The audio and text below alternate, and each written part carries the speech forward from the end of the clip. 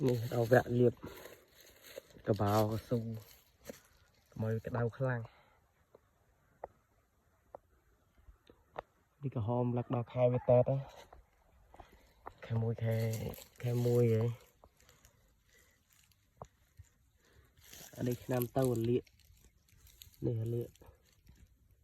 liệng đỏ đỏ chăng về vì cho nên đây liệp cái bà hòm ở đâu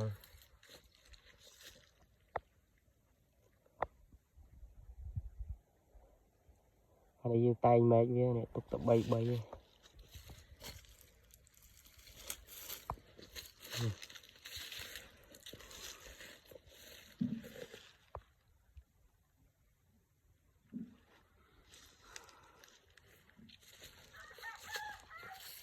để chu nam tàu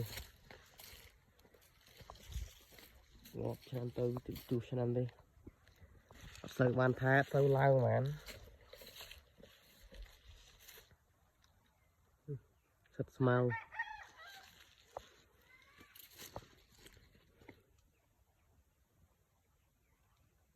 cái khai này hay dùng chua mà trơn cái đó còn mồi phơn chè lên ngay